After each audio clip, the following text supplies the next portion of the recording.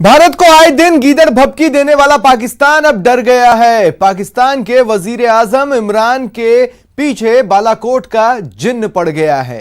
नमस्कार, स्वागत है आप सभी का। आपके साथ मैं हूं स्वप्निल। वो पाकिस्तान जो आए दिन भारत को आंखें दिखाता है, अपनी परमाणु ताकत की धमकी देता है, उस पाकिस्तान की अब हेकड़ी निकल गई है। भारत की बढ़ती ताकत से पाकिस्तान की नींद उड़ गई है। अमेरिका से भारत की डिफेंस डील से पाकिस्तान के प्रधानमंत्री इमरान खान के होश उड़ गए हैं। डर के मारे अब पाकिस्तान न सिर्फ यूएन में अपना रोना रो रहा है, बल्कि परमाणु पर यू टर्न का राग भी अलाप रहा है। और एटम बम की धमकी देने वाला पाकिस्तान अब तौबा तौबा कर रहा है। आज स्पेशल शो में दिखाएंगे आपको पाकिस्तान का परमाणु पर यू टर्न।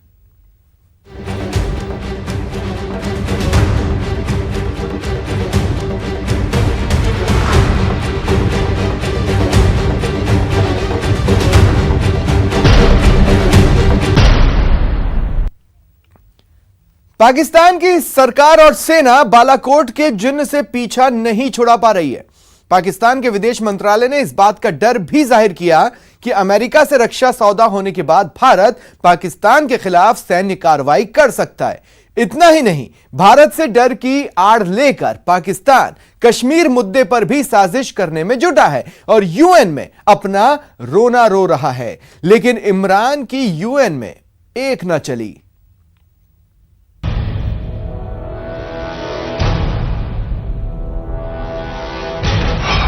परमाणु जंग की धमकी देने वाले इमरान डर गए। भारत इस वक्त दुनिया में मिलिट्री स्पेंडिंग करने वाले ममालिक में पहले 3 ममालिक में आता है। भारत की ताकत से बाजुआ एंड कंपनी में खौफ। और बालाकोट ऑपरेशन के बाद ये हमारा प्रयास बंद नहीं हुआ है। भारत की आक्रामक रणनीति से सहमे इमरान। ये तस्वीरें पाकिस्तान के प्रधानमंत्री इमरान खान के सीने में अब भी नश्तर की तरह चुभ रही हैं। ये तस्वीरें अब भी पाकिस्तान सेना के पसीने छुड़ा रही हैं। तो पाकिस्तान को डर सता रहा है कि आतंकवाद से जंग लड़ने की मुनादी करने के बाद अब भारत पाकिस्तान में मौजूद आतंकी कैंपों पर एक बार फिर बड़ी सैन्य कार्रवाई कर सकता है। पाकिस्तान को डर सता रहा है कि भारत बॉर्डर पार कर आतंकी अड्डों को नेस्तनाबूद करने की कोशिश कर सकता है। यही वजह है कि दूसरी बार पाकिस्तान विदेश मंत्रालय की प्रवक्ता आयशा फारूकी दुनिया के सामने आई और अपनी लाचारगी जाहिर करने लगी। सुनिए कैमरों के सामने किस तरह एक बार फिर आयशा फारूकी ने भारत अमेरिका की दोस्ती को पाकिस्तान के लिए खतरा बताया। Defense ties between India and the United States. You're probably aware, and we have spoken from this platform also, that Pakistan has concerns regarding these defense deals, particularly the sale of sophisticated weapon system to India, which we believe would further destabilize the already volatile region. We have alerted the international community many times about India's aggressive designs, not only towards Pakistan, but towards other countries in the region. वैसे आयशा फारूकी का डर बहुत हद तक लाजमी भी है, इसलिए क्योंकि भारत ने एक बार नहीं बल्कि कई बार पाकिस्तान को आगाह किया है कि अगर वो आतंकवाद की दुकान बंद करके शांति की पहल नहीं करता तो उसे इसके गंभीर नतीजे भुगतने होंगे। यही नहीं, दहशतगर्दी से लड़ने के लिए भारत ने अमेरिका के साथ 22,000 करोड़ की डिफेंस डील भी की है।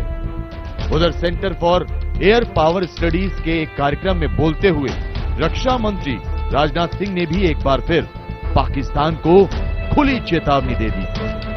लंबे समय से भारत को एक ऐसे देश के रूप में देखा गया है जिसने गंभीर प्रोवोकेशन के बावजूद आतंकवाद का माकूल जवाब नहीं दिया। लेकिन 2016 की सर्जिकल स्ट्राइक और 2019 की एयर स्ट्राइक ने इस धारणा को पूरी तरह से बदल दिया है। और ये कार्रवाइयां केवल टेररिज्म और टेरर सपोर्टिंग एलिमेंट्स के लिए मिलिट्री स्ट्राइक भर नहीं थी। इन ऑपरेशंस ने एक स्ट्रांग और अनइक्विवोकल मैसेज भी कन्वे किया है।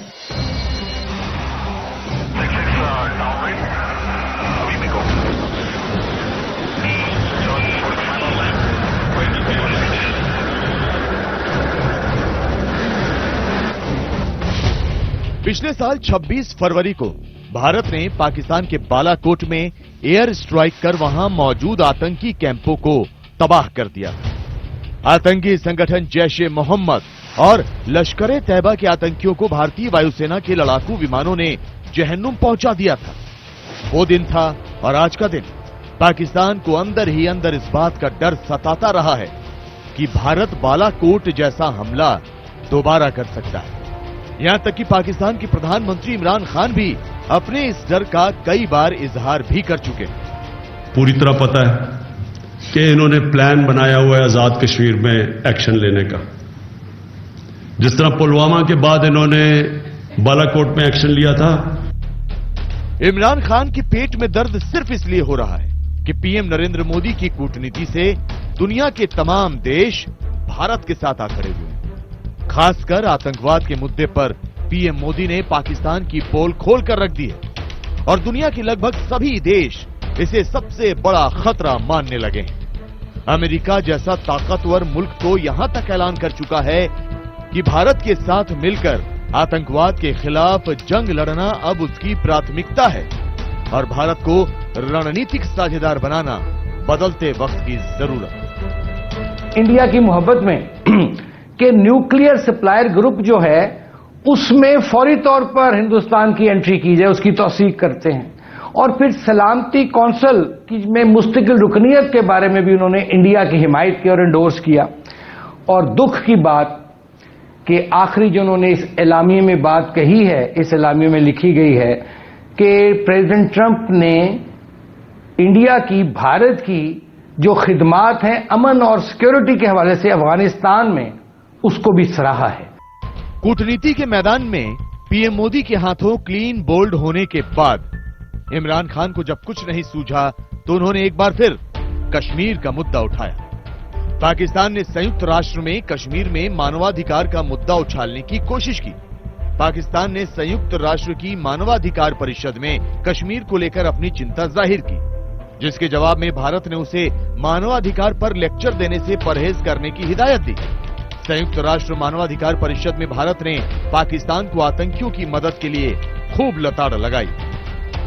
Quite ironically, what we heard from the Pakistani delegation was an attempt to polarize and politicize this august forum. Pakistan is a country whose former president and prime ministers, including the incumbent one, have openly acknowledged the support and inter-operational linkages between the state machinery and the UN-proscribed terrorist organization. UNHRC में विदेश मंत्रालय के प्रथम सचिव विमर्श आर्यन ने पाकिस्तान को आईना दिखा दिया। पाकिस्तान को एक बार फिर सच से सामना करवा दिया। तो शायद यही वजह है कि कल तक परमाणु युद्ध की धमकी देने वाला पाकिस्तान अब शांति की माला जपने लगा है। पाकिस्तान की सेना अब परमाणु युद्ध की बात से तौबा करने लगी। बाजवा और उनकी बुजदिल फौज की बत्ती गुल। पाकिस्तान कश्मीर को मुद्दा बनाना शायद ही कभी छोड़े, लेकिन इतना तो उसे पता चल चुका है वो चाहकर भी भारत के साथ कभी भी परमाणु युद्ध नहीं लड़ सकता। पाकिस्तान सेना के एक आला अधिकारी ने पूरी दुनिया के सामने यह कबूल किया है कि युद्ध पाकिस्तान को बर्बाद कर देगा। बाजवा के इस भरोसेमंद सिपाही ने यहां तक कह दिया कि भारत का रक्षा बजट उसकी बढ़ती ताकत का सबूत है। ऐसे में भारत से पाकिस्तान युद्ध की सोच भी नहीं सकता।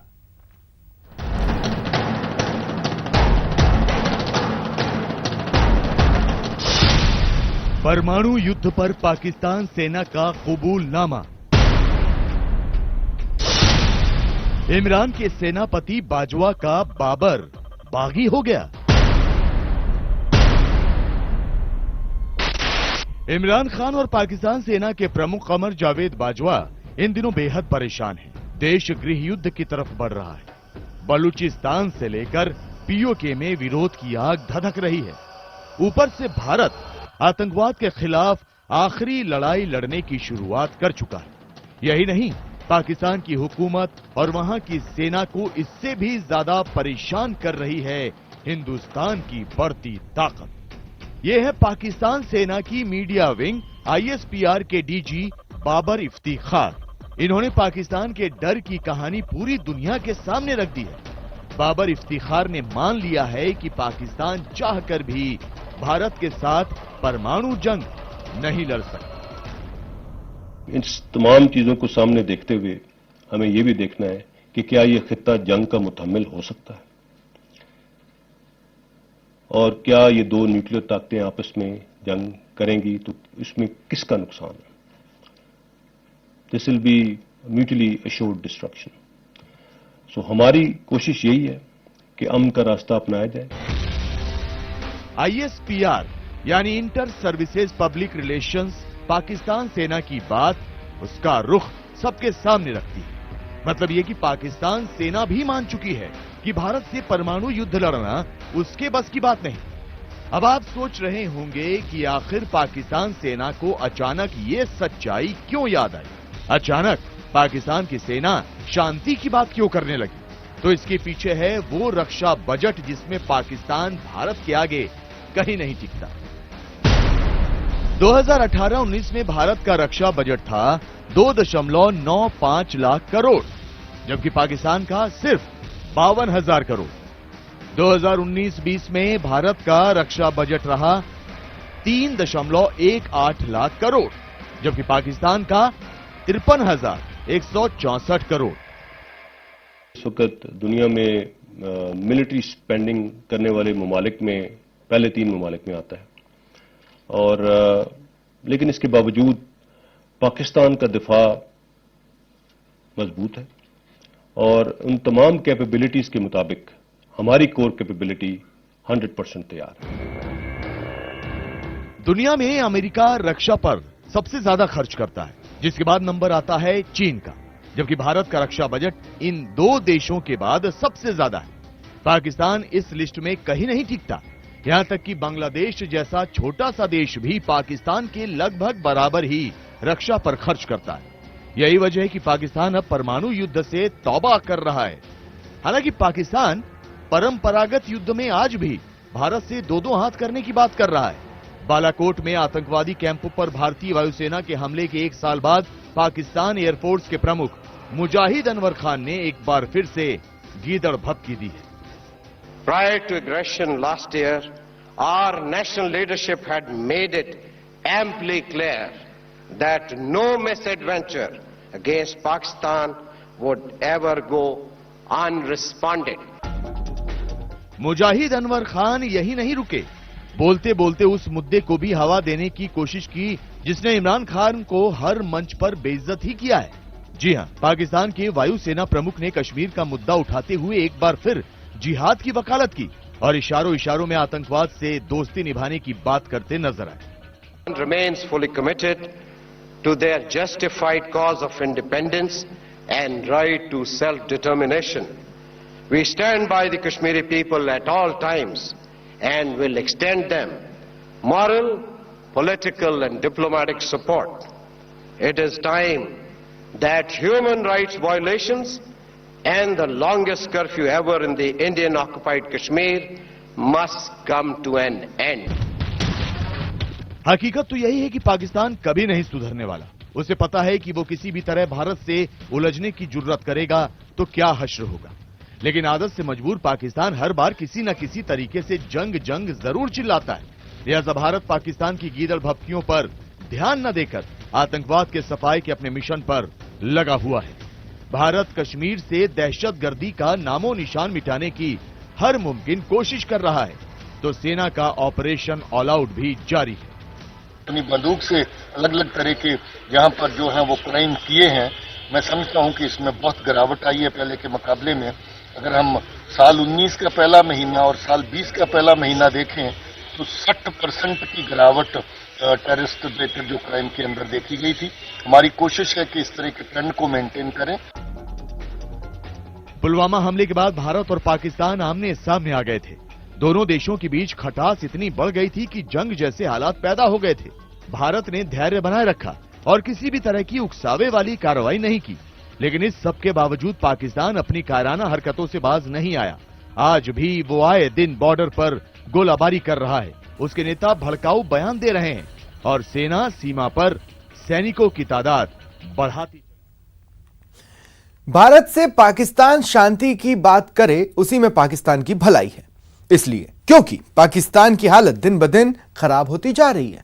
पाकिस्तान में बेरोजगारी और भुखमरी बढ़ती जा रही है और अब तो आईएमएफ भी पाकिस्तान को दी गई मदद पर दोबारा विचार कर रहा है। मतलब ये कि जिस कर्ज के सहारे इमरान खान पाकिस्तान की नाव खींच रहे हैं, वो सहारा किसी भी वक्त दगा दे सकता है और पाकिस्तान की हालत और भी ज्यादा पतली हो सकती है।